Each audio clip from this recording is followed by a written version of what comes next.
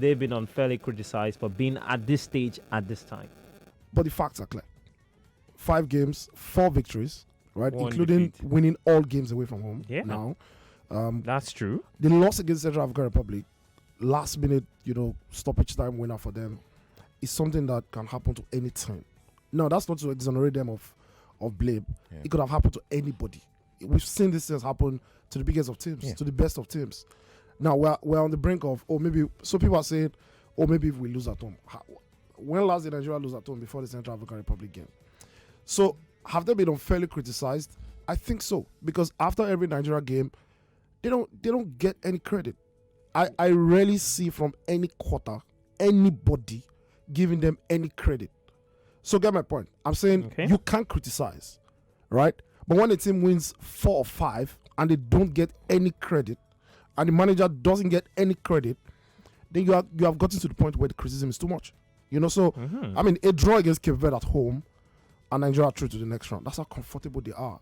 So look, I understand that people have this idea, and I think that people already made up their mind with Gernot Rohr, and I think it goes back to maybe the Nations Cup. People think, a better manager would have managed the game better. I honestly don't think so. Algeria, who are clearly the best team in Africa, judging by how they've played since the Nations Cup up till now, in which they're still unbeaten. I think it's about 26, 27 games now. Yeah. They're clearly the best team in Africa. They didn't beat Nigeria until the best player on the pitch had a dead ball situation. If indeed he hadn't fouled that player, and that's a lot of ifs, right? Yeah. And there wasn't a free kick, Algeria were most likely not going to score in that game. That game was going to go into extra time. Do you understand? So when an opponent loses a game because of a free kick. So I ask people this question when we have this conversation. Going back to the Nations Cup. If Riyad Mahrez was playing for Nigeria and Algeria did not have that kind of X-factor player in African football, would they have scored that free kick? Most likely not. Because if Nigeria had that exact same chance, would probably not score it. So we begin to analyze the little details of the difference between Nigeria and some of the losses that we've had under Gernot Rohr. And you found out that the criticism is too much. Against Argentina, they were saying, you should have brought substitute at this time. You should have. But people were praising Pep for not using any substitute against United 2 weeks ago. Right? So look, substitutes don't guarantee victories. You can bring in substitute and they make you worse. So, of course, sometimes you bring in substitutes and they make you better. But we're playing Argentina. Did we honestly expect to beat Argentina? Do you understand? So look, I don't think that people analyze these egos as much as they analyze it. If, for instance, a Chelsea fan is analyzing a Chelsea loss, or a United fan is, United before Wale, right? is analyzing a United loss, or a Real fan analyzing a Real loss. I don't think that they give them the slight benefit of doubt that I think Gernot Rohr at the beginning of this year, I haven't done the calculations this year, but at the beginning of this year, he had the highest win percentage of any manager in the history of the Super Eagles. Way more than Clemens Westhoff. And yet. And Westhoff didn't win nada for Nigeria until his 5th year. He became manager in 1989. He didn't win nada until 1994. Right? So we talk about, and when they talk about style of play, I think I said this about a couple of weeks on the show. Westhoff at the time was playing with a bunch of guys who were playing in the same league. Majority of them. It was under him. Cohesion and unity in the side. There was a culture as regards how Nigerian football was being played at the time. Most of the coaches in Nigerian football played similar football. The attention to detail in Nigeria was very similar. It doesn't mean that it was high quality, but that similarity, the homogeneous nature of how the league was at the time, meant that the manager, who had to work with players who were playing in similar clubs and in a similar league, it was a little bit easier. I'm not saying it was easy. Of course, it's difficult for everybody. But it made a little bit more sense that kind of manager, right, was building a team that could play a certain way. But still, he had his losses. He lost games.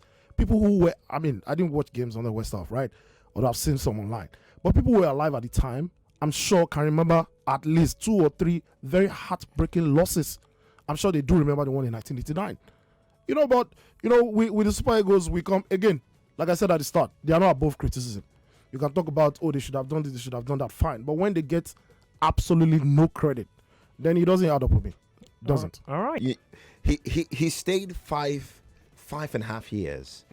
And I think that why some Nigerians are maybe this way is because there's still nothing concrete in terms of trophy to show, But if you look at where we're coming from, all right, prior to him taking over, you would clearly say there is an improvement, because we're coming from a place where things were really bad. We hadn't qualified back to back, and he has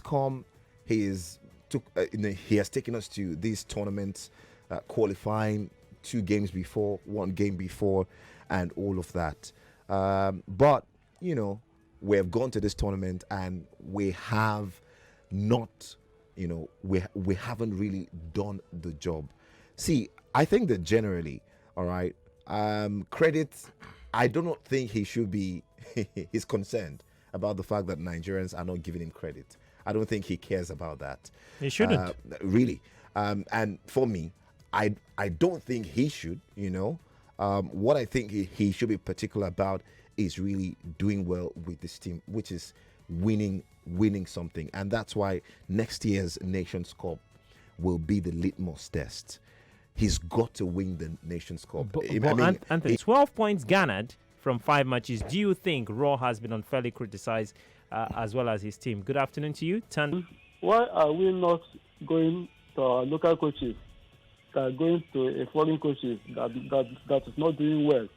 Who was the coach of the Super Eagles before Gernot Rohr? Was he not a local coach? But we have got a local coach that have performed greater than those our foreign coaches. Which one? Like Stephen Casey. Well, he's not available to go back to right now, unfortunately. We have South Asia that have taken us to Olympics. Siasia once coached the Super Eagles, and what did he do? And failed to qualify for the woefully. No, you cannot take because of he's not qualified Nigeria for the Nations Cup. So why are we killing Gernot Rohr because he's not qualifying easily for the Nations Cup or the World Cup? How many chances do you want to give Gernot Rohr for him to perform well in the Super Eagles? All right. Do you think that he can be able to win Nations Cup for Nigeria? For me, I don't think that he can win Nations Cup for Nigeria. Okay. Right. So far, he has been able to qualify us on 2 Cup of Nations with a game to spare. So he doesn't deserve the criticisms, right? No, you can.